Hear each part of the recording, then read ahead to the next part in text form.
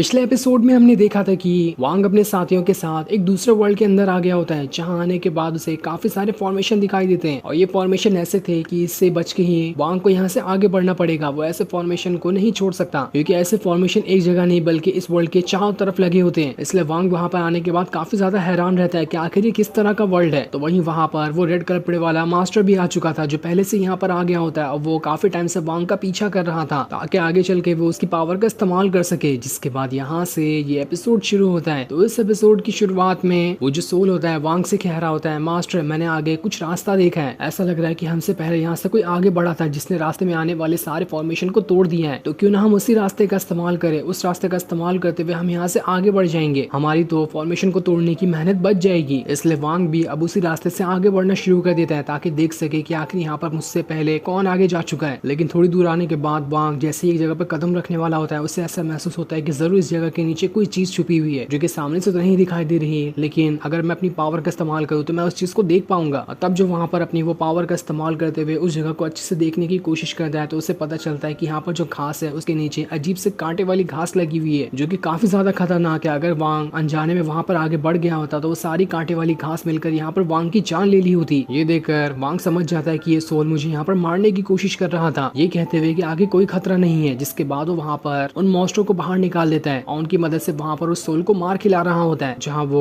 अब वो सोल को वहां पर उसी कांटे वाली घास के पास फेंक देता है ताकि देख सके कि आखिर यहाँ पर जाने के बाद इंसान का होता क्या है। तब वहां पर आने के बाद जमीन से अजीब सी कांटे निकलकर उन सारे के सारे मॉन्स्टर के ऊपर अटैक करते हुए उन्हें यहाँ पर खत्म कर देते हैं। ये देखकर तो वो सोल भी हक्का बक्का रह चुका था, उसे तो समझ ही नहीं आ रहा होता कि आखिर यहाँ पर ये निकला तो निकला क्या, ये तो बहुत ही ज्यादा खतरनाक चीज दिखाई दे रही है, मुझे नहीं लगता कि मैं यहाँ पर इसका मुकाबला कर पाऊंगा। जिसके बाद अब देखते ही देखते वो कांटे जो होते हैं अब उस सोल के ऊपर अटैक करना शुरू कर देते हैं, जहाँ पर उसकी हालत बहुत ज्यादा खराब हो चुकी थी। वो जितना बचने की कोशिश करता है वो सारे कांटे उसके ऊपर अटैक किए जा रहे होते हैं। वो तो यहाँ पर वांग को फंसाने के लिए आया था, लेकिन वांग ने तो उल्टा उसे ही यहाँ पर फेंक दिया। जिसके बाद वो सोल जैसे तैसे अपनी जान बचाने के बाद वहां से वांग के पास आता है और वांग के पास आने के बाद वो माफी मांग रहा होता है कि मास्टर मुझे माफ कर दो, मैंने जानबूझ के ऐसा कुछ नहीं किया था, मुझे भी नहीं पता था कि यहाँ पर ये फॉर्मेशन आ जाएगा, इसलिए मैंने आपको कहा कि यहाँ पर कुछ भी नहीं है। क्योंकि ऐसे फॉर्मेशन को कोई नॉर्मल कल्टीवेटर तो देख ही नहीं सकता है जब तक कि उसके पास आपकी जितनी पावर ना हो। इसलिए वांग अब उसके ऊपर तरस खा के उसे एक सोल पिल दे देता है, जिसे लेकर तो वो सोल वहां पर काफी ज्यादा खुश हो गया था ताकि वो उन सारी की सारी सोल पिल को खाकर अपनी पावर बढ़ा सके। इसके बाद वांग वहां पर बैठ जाता है और अपनी डिवाइन कॉन्शियसनेस को बाहर निकालते हुए उसकी मदद से वहां पर कांटे वाले फॉर्मेशन को तोड़ने की कोशिश कर रहा होता है। ये देखकर तो वो सोल जो होता है वांग से कह रहा होता है, मास्टर आपको कैसे पता चला कि आप यहाँ पर अगर अपनी डिवाइन कॉन्शियसनेस का इस्तेमाल करेंगे तो हो सकता है यहाँ पर ये फॉर्मेशन टूट जाए। जिसका वांग कहता है, मुझे यहाँ पर डिस्टर्ब मत करो, मुझे नहीं पता कि आखिर मेरे पास ये आइडिया कैसे आया, मैं तो बस ट्राई कर रहा हूँ कि यहाँ पर इससे फॉर्मेशन टूटता भी है या फिर नहीं, लेकिन अगर ये नहीं टूटा तो देख लेना मैं यहाँ पर अपनी पूरी पावर का इस्तेमाल करते हुए कैसे भी करके से यहाँ पर तोड़ कर ही रहूंगा। जिसके बाद वांग वहाँ पर एक जेड को बाहर निकाल लेता है जिसमें कुछ टेक्निक लिखी हुई थी और वो वहाँ पर उन्हीं टेक्निक वाले स्पेल को पढ़ना शुरू कर देता है, जिससे पढ़ते ही उस जेड के अंदर से पावर बाहर निकल कर आने लगती है। वो सारी पावर जहाँ पर भी वो कांटे वाला फॉर्मेशन बना था उसके चारों तरफ घेर रही होती है ताकि यहाँ पर इस फॉर्मेशन को कमजोर करते हुए इसे खत्म किया जा सके। तो वहीं जब तक वांग वहाँ पर मेहनत कर रहा होता है तब तक कि वो सोल वहाँ पर आराम से झपकियां ले रहा होता है और ऐसे ही वांग को स्पेल को समझते हुए काफी दिन निकल जाते हैं, लेकिन अभी तक कि उसने वहाँ पर उस फॉर्मेशन को नहीं तोड़ पाया था। ये देखकर तो वो सोल भी हैरान रहता है कि मास्टर आप कितने टाइम से इस काम को कर रहे हैं लेकिन अभी तक तो ये फॉर्मेशन टूटा ही नहीं, मुझे तो लगता है कि ये जेड बेकार है। तब वांग उससे कहता है, बस हो गया, मेरे इतने टाइम की मेहनत लगता है अब यहाँ पर रंग लाने वाली है, मैं इस टेक्निक को अच्छी तरह से समझ चुका हूँ, मुझे पता चल चुका है कि आखिर मैं यहाँ पर इस फॉर्मेशन को कैसे तोड़ूं। तब जैसे वहाँ पर वो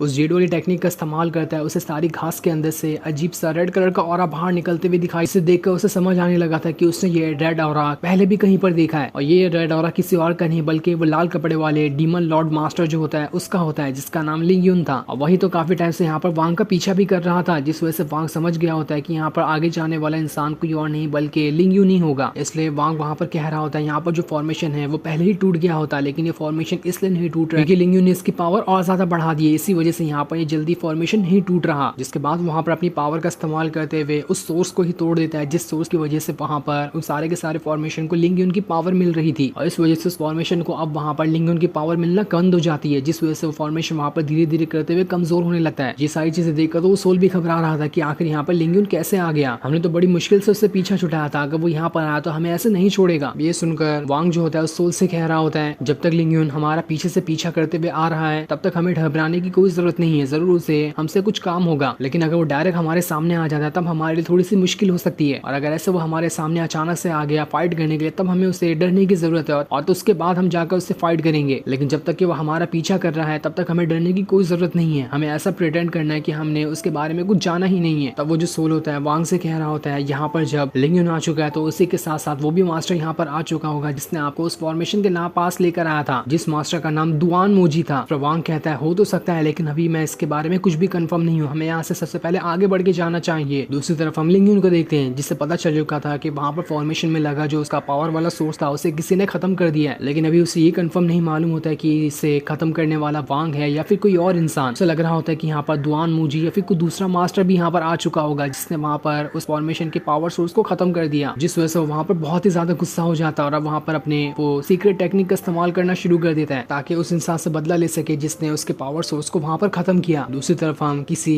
मिस्टीरियस स्टोन के अंदर वाली जगह का सीन देखते हैं जहाँ पर वांग ने उस सोल को भेज दिया होता है ताकि वो देख सके कि ये जगह कितनी ज्यादा खतरनाक है और वो जगह तो पूरी लावा से भरी होती है जिसके अंदर बेचारा वो सोल तैरने पर मजबूर होता है। वो वांग को वहाँ पर बुरा भला कह रहा होता है कि जब भी तुम्हें लगता है तुम किसी भी जगह मुझे घुसा देते हो, आगे तुम ऐसा मेरे साथ करते क्यों हो? तुम्हें क्या लगता है कि मैं कोई पुतला हूँ जो तुम जहाँ चाहो कि वहाँ मुझे घुसा दोगे? लेकिन वांग तो यहाँ पर उसकी कोई बात सुनने के लिए तैयार नहीं था और वो वहाँ पर लगे फॉर्मेशन को देख रहा होता है कि यहाँ पर जितने सारे लावा निकल रहे हैं उन्हें पावर आखिर कहाँ से मिल रही है, जिसके बाद उससे वहाँ पर वो फॉर्मेशन भी दिखाई दे जाए जिसकी वजह से यहाँ पर जो सारे लावे निकल रहे हैं उन्हें पावर मिल रही है। इसलिए वांग वहाँ पर अपनी डिवाइन कॉन्शियसनेस पावर का इस्तेमाल करते हुए उसे थोड़ा सा बाहर निकाल लेता है, उसकी मदद से उस फॉर्मेशन को यहाँ पर तोड़ने की कोशिश करता है। लेकिन जैसे वो उसे तोड़ने की कोशिश करता है वहाँ की सारी जगह एकदम तहस नहस होने लगती है, बिल्कुल वहाँ पर लावे का तूफान आ चुका था। ये देखकर तो सभी हैरान रहते कि आखिर यहाँ पर हुआ क्या। वो सोल बेचारा तो और ज्यादा डर गया होता है कि वांग ने यहाँ पर तो तूफान लेकर आ गया, वैसे भी मैं मुसीबत में था, अब तो और ज्यादा मुसीबत में पड़ चुका हूँ। इस चीज को देखकर वांग को समझ में आता है कि अगर मैं पावर वाले फॉर्मेशन के ऊपर डायरेक्ट अटैक करूँ तो हो सकता है कि आसपास की जगह पर तूफान आ जाए, इसलिए मुझे सबसे पहले अपनी पावर का इस्तेमाल करते हुए फॉर्मेशन को पूरी तरह से घेरना होगा, उसके बाद उसे तोड़ना होगा, तब जाकर हो सकता है कि ये फॉर्मेशन आसानी के साथ टूट जाए। इसलिए वहां पर अपनी काफी ज्यादा पावर को एक्टिवेट करना शुरू कर देता है। उसने वहां पर अपनी रेड लाइटनिंग की पावर को बाहर निकाल लिया था जिसका इस्तेमाल करते हुए वो आसपास का जो भी फॉर्मेशन होता है उन्हें वहां पर खत्म करने की कोशिश कर रहा होता है। फिर वो अपनी काफी सारी पावर को इकट्ठा करते हुए उस फॉर्मेशन के पास अपनी पावर को भेज देता है ताकि वहां का वो फॉर्मेशन वहां पर डिस्ट्रॉय हो जाए। लेकिन जैसे वो उसे डिस्ट्रॉय कर रहा होता है वहां पर कई सारे बीस्ट आने लगते हैं जो उस फॉर्मेशन को प्रोटेक्ट करने के लिए आए थे। ये देखकर वांग वहां पर अपनी और ज्यादा पावर का इस्तेमाल करना शुरू कर देता है, जिस वजह से देखते ही देखते वो सारे के सारे बीस्ट भी वहां पर मारे जा रहे थे। उसी के साथ साथ वो फॉर्मेशन भी कमजोर होने लगता है और थोड़ी देर बाद वहां का फॉर्मेशन पूरी तरह से खत्म हो जाता है, जिसके खत्म होते ही वहां पर जितना भी लावा दिखाई दे रहा था वो सारी की सारी चीजें गायब हो जाती है। ये देखकर तो सोल की जान में जान आती है कि चलो वांग ने यहाँ पर कैसे भी करके अपनी पावर का इस्तेमाल करते मुझे बचा तो लिया, वरना तो मुझे लग रहा था कि आज मैं यहाँ पे लावे में जलकर खत्म ही हो जाऊंगा। इसके बाद वांग वहां पर ये डिसाइड कर लेता है कि आखिर यहाँ पर वो जो सारे के सारे डीमन लॉर्ड आए थे उनका